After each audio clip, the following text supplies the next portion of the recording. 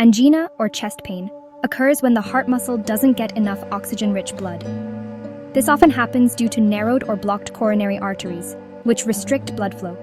Here's why it can happen during activities like running first: increased oxygen demand. Running or any vigorous exercise causes your heart to beat faster, increasing its need for oxygen.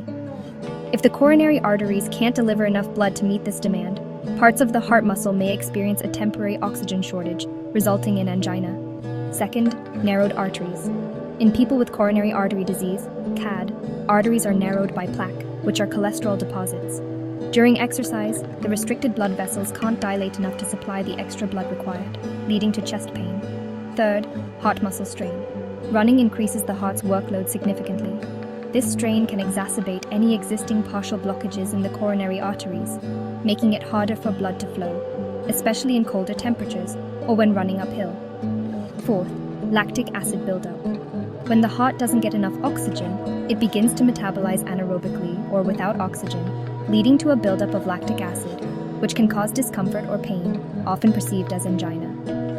Angina during exercise like running can be a warning sign of underlying heart disease, so it's essential for anyone experiencing these symptoms to consult a healthcare provider for evaluation and potential treatment. Do like and subscribe to our channel and videos.